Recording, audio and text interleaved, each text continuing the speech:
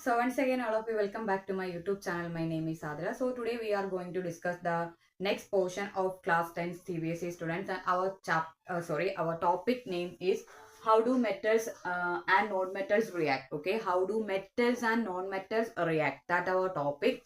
Then in our ninth standard, we learned that what is the reaction rate of noble gases. Okay, ninth സ്റ്റാൻഡേർഡിൽ നിങ്ങൾ പഠിച്ചിട്ടുണ്ടായിരിക്കും Noble ഗ്യാസസിന്റെ reactivity എങ്ങനെയാണെന്ന്. Noble gases means 18th ഗ്രൂപ്പിൽ വരുന്ന എലമെന്റ്സിനെ എന്തെന്ന് പറയുന്നത് നോബിൾ ഗ്യാസസ് എന്ന് പറയുന്നത്.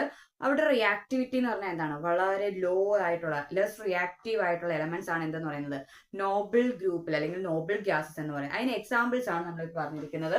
Helium, neon, argon are examples of Noble gases. Helium, neon and argon are examples of noble gases. Then we can move to their electronic configuration.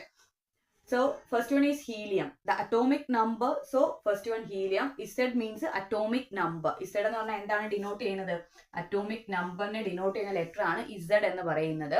So atomic number of helium is 2. Atomic number of helium is 2. Then electronic configuration, main shells are K, L, M, N are the main shells. Then the electronic configuration of helium is 2. Okay, first ഷെല്ലായ കെയിൽ maximum കൊള്ളുന്ന ഇലക്ട്രോൺസിന്റെ എണ്ണമാണ് എത്ര എന്ന് പറയുന്നത് 2. So the first shell of helium is completely filled. So അതുകൊണ്ട് തന്നെ helium എന്താണ്, less reactive ആണ്. കാരണം ഹീലിയത്തിന് ഒരു ഒറ്റ ഷെല്ലേ ഉള്ളത് കെ ആണ്, അതിനകത്ത് മാക്സിമം ഫിൽ ചെയ്യുന്ന ഇലക്ട്രോൺസിന്റെ എണ്ണം എന്ന് പറയുന്നത് 2 ആണ്. But in the case of helium ആ 2 ഇലക്ട്രോൺസ് എന്താണ്, കംപ്ലീറ്റ്ലി ഫിൽഡ് ആയതുകൊണ്ട് തന്നെ ഹീലിയം ലെസ് റിയാക്റ്റീവ് ആണ്. Then next one we can move to that neon. Next one എന്ന് പറയുന്നത് neon the atomic number എന്ന് പറഞ്ഞാൽ 10. The atomic number of neon is 10. Then the electronic configuration K, 2 and L, 8. Kയിൽ 2ഉം Lൽ എത്ര ഉണ്ട്, 8ഉം ഉണ്ട്. Then next noble gas എന്ന് പറയുന്നത് argon. Okay, next പറയുന്നത് argon ആണ്. Atomic number of argon is 18. Then the electronic configuration 288. Okay, അപ്പൊ നമ്മൾ ഇവരുടെ ആ ഒരു ഇലക്ട്രോണിക് കോൺഫിഗറേഷൻ ഒന്ന് ഒബ്സർവ് ചെയ്യുകയാണെങ്കിൽ കാണാൻ സാധിക്കും. In their outermost shell, ഹീലിയത്തിന്റെ കാര്യമല്ല മറ്റുള്ള നോബിൾ ഗ്യാസ് എടുക്കുകയാണെങ്കിൽ ഔട്ടർ മോസ്റ്റ് ഷെല്ലെല്ലാം എന്താണ് 8 ഇലക്ട്രോൺസ് കൊണ്ട് കംപ്ലീറ്റ്ലി ഫിൽഡ് ആണെന്ന് പറയാം. ഇനി ഈ മെറ്റൽസിനെ പറ്റി പറഞ്ഞ സമയത്ത് മെറ്റൽസ് ഹൈ ഓക്സിജനുമായിട്ടും വാട്ടറുമായിട്ടും ആസിഡുമായിട്ടും ഒക്കെ റിയാക്ട് ചെയ്യുന്ന അല്ലെങ്കിൽ ഒരു നോൺ മെറ്റലുമായിട്ട് റിയാക്ട് ചെയ്യുന്നതൊന്നും ഒരേ reaction റേറ്റിലല്ല.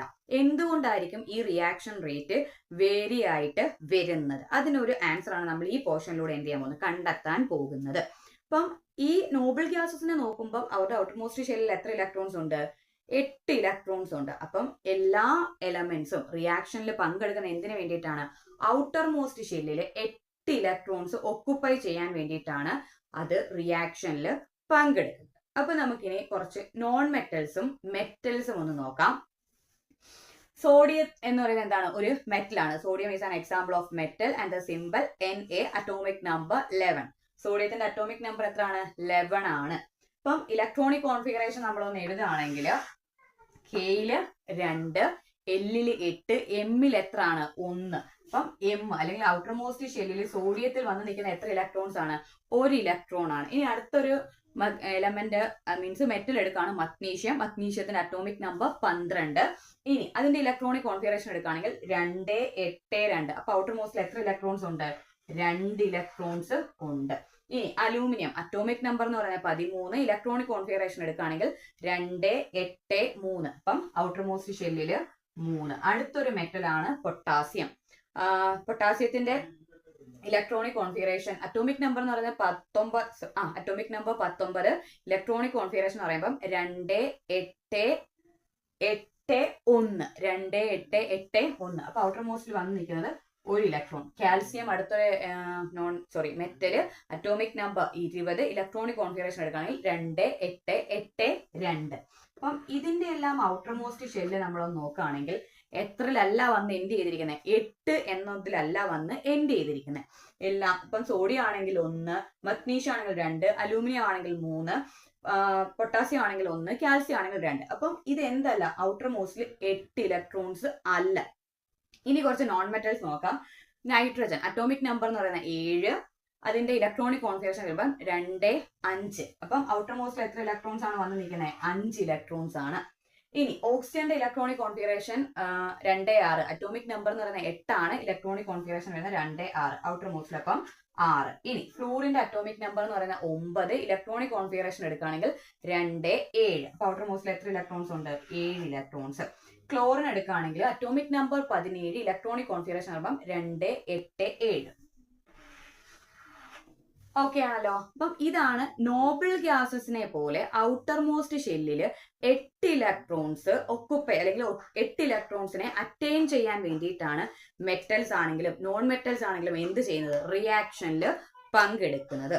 Through their reaction, they can attain 8 electrons in their outermost shell and they become stable. അപ്പം റിയാക്ഷനിൽ പങ്കെടുത്ത് ഔട്ടർ മോസ്റ്റ് ഇലക്ട്രോൺസിൽ 8 ഇലക്ട്രോൺസ് ഒക്കുപ്പൈ അല്ലെങ്കിൽ 8 ഇലക്ട്രോൺസിനെ അറ്റൈൻ ചെയ്യുകയാണെങ്കിൽ അവർ എന്താകും?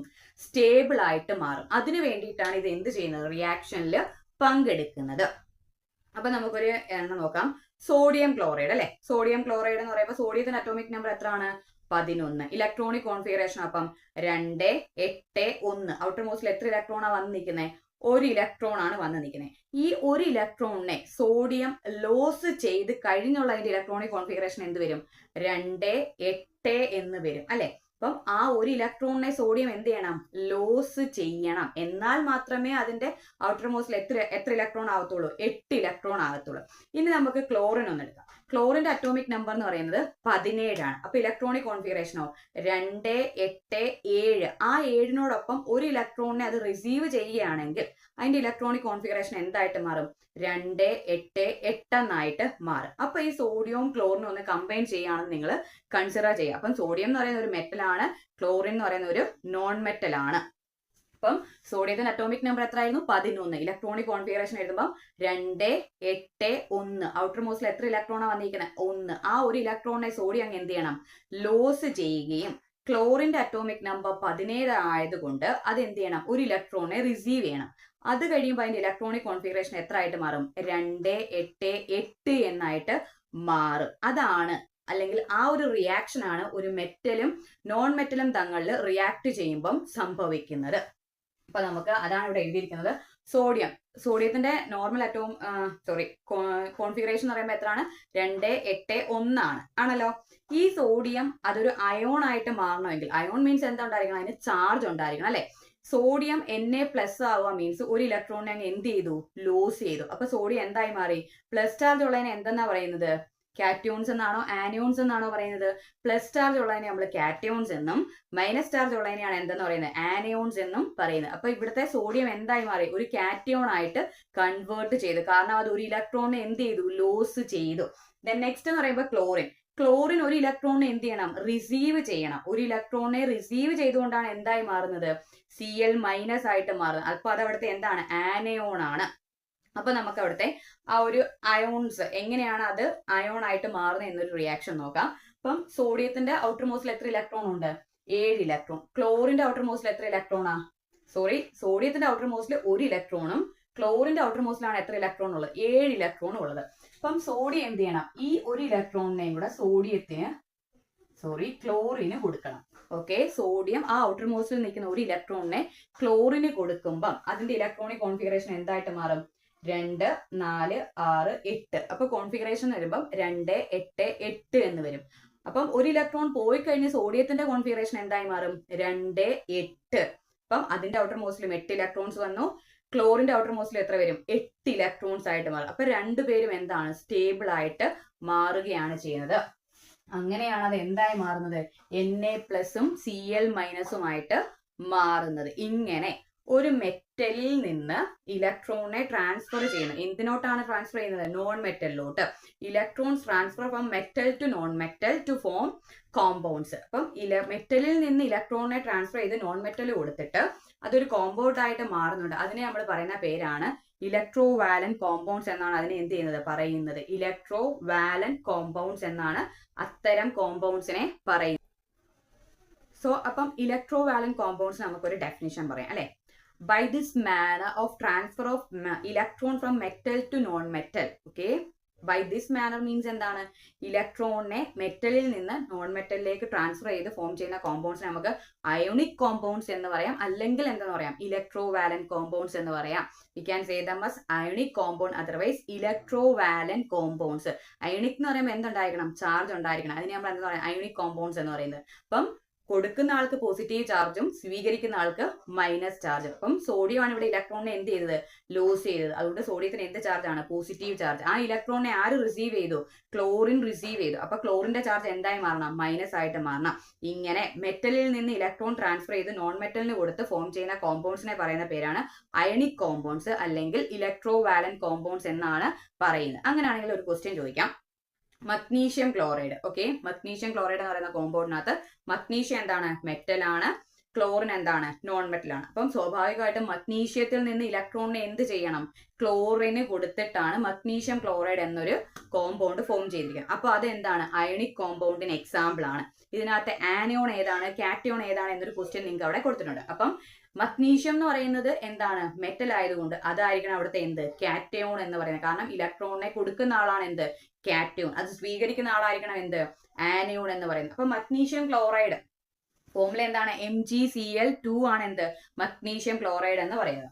അപ്പം മഗ്നീഷ്യത്തിന്റെ ഔട്ടർ മോസ്റ്റിൽ എത്ര ഇലക്ട്രോൺസ് വരണം, മഗ്നീഷ്യത്തിന്റെ അറ്റോമിക് നമ്പർ എത്രയാണ്, 12 അല്ലെ. അപ്പം 2, 8, 2. അപ്പൊ എത്ര ഇലക്ട്രോൺസ് ഉണ്ട് മഗ്നീഷ്യത്തിന്റെ ഔട്ടർ മോസ്റ്റില്, 2 ഇലക്ട്രോൺസ് മഗ്നീഷ്യത്തിന്റെ ഔട്ടർ മോസ്റ്റ് ഷെല്ലിലുണ്ട്. അത് എന്തുമായിട്ടാണ് കമ്പൈൻ ചെയ്യേണ്ടത്, ക്ലോറിനുമായിട്ട് കമ്പൈൻ ചെയ്യണം. അപ്പൊ എത്ര ക്ലോറിനുമായിട്ട് കമ്പൈൻ ചെയ്യണം, ഒരു ക്ലോറിന് 1 ഇലക്ട്രോണിന്റെ ആവശ്യമുള്ളൂ. അപ്പം ഒരു മഗ്നീഷ്യം 2 ക്ലോറിനുമായിട്ട് എന്ത് ചെയ്യേണ്ടി വരും, കമ്പൈൻ ചെയ്യേണ്ടി വരും. അപ്പം ക്ലോറിന്റെ ഔട്ടർ മോസ്റ്റിൽ എത്ര ഇലക്ട്രോൺസ് നോർമലി ഉണ്ട്, 7 ഇലക്ട്രോൺസ് ആണ് നോർമലി ഉള്ളത്. ഈ ഒരു ഇലക്ട്രോണിനെ കൂടെ കിട്ടുമ്പോഴത്തേക്ക് അത് എത്രയായി മാറും, 8 ആയിട്ട് മാറും. ഇനി അടുത്തൊരു ക്ലോറിനും കൂടെ വേണം എന്തിനോടൊപ്പം കമ്പൈൻ ചെയ്യാൻ, മഗ്നീഷ്യത്തിനോടൊപ്പം. അപ്പം ഓൾറെഡി അവിടെ ഉള്ളത് 6 ഇലക്ട്രോൺസ്, ഇതിനെയും കൂടെ ട്രാൻസ്ഫർ ചെയ്ത് കിട്ടുമ്പോൾ അത് എത്രയായി മാറും, 7 ഇലക്ട്രോൺസ്. ആ മഗ്നീഷ്യം ഒന്നിനെയും കൂടെ കൊടുക്കുമ്പോഴാണ് അത് എന്തായിട്ട് മാറുന്നത്, 8 ആയിട്ട് മാറുന്നത്. അങ്ങനെയാണ് ഏത് കോമ്പൗണ്ട് ഫോം ചെയ്യുന്നത്, മഗ്നീഷ്യം ക്ലോറൈഡ്. അതായത് Mg2+ ആണ് വരേണ്ടത്, 2+. കാരണം എത്ര ഇലക്ട്രോൺസിനെ അത് ലോസ് ചെയ്തു, 2 ഇലക്ട്രോണിനെ. അത് ആര് സ്വീകരിച്ചു, Cl2 മൈനസ്. കാരണം എത്ര ഇലക്ട്രോൺസിനെ ക്ലോറിൻ സ്വീകരിച്ചു, 2 ഇലക്ട്രോണിനെ സ്വീകരിച്ചു. അപ്പം Mg2+ഉം Cl2 മൈനസും ആണ് വരേണ്ടത്. അപ്പൊ നമ്മൾ അതിന്റെ ഫോമുല എങ്ങനെ എഴുതുന്നത്, MgCl2 എന്നാണ് എഴുതുന്നത് അല്ലെ. അപ്പം ഒരു മഗ്നീഷ്യം 2 ഇലക്ട്രോൺസിനെയാണ് ആർക്ക് കൊടുക്കുന്നത്, ക്ലോറിന് കൊടുക്കുന്നത്. അങ്ങനെയാണ് മഗ്നീഷ്യം ക്ലോറൈഡ് ഫോം ചെയ്യുക. അപ്പൊ ഇതിനകത്തെ ആനയോൺ എന്ന് പറഞ്ഞാൽ ഏതാണ്, ക്ലോറിനും, കാറ്റയോൺ എന്ന് പറഞ്ഞാൽ മഗ്നീഷ്യവും. മെറ്റൽസ് ആയിരിക്കണം എപ്പോഴും എന്ത്, കാറ്റയോൺസ്. കാരണം ഇലക്ട്രോൺസിനെ ലോസ് ചെയ്യുന്നത് മെറ്റൽസും സ്വീകരിക്കുന്നത് നോൺ മെറ്റൽസും ആണ്. അപ്പം എങ്ങനെയാണ് ഒരു മെറ്റലും നോൺ മെറ്റലും ആയിട്ട് റിയാക്ട് ചെയ്യുന്നതെന്ന് വെച്ചാൽ, മെറ്റലിൽ നിന്ന് ഇലക്ട്രോണിനെ ട്രാൻസ്ഫർ ചെയ്ത് നോൺ മെറ്റലിന് കൊടുത്തിട്ടാണ് അവർ എന്ത് ചെയ്യുന്നത്, കോമ്പൗണ്ട്സ് ആയിട്ട് മാറുന്നത്.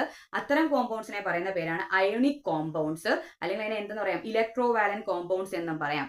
അപ്പം transfer of electron from metal to non metal then forms compounds. Such compounds are known as ionic compounds, otherwise electrovalent compounds.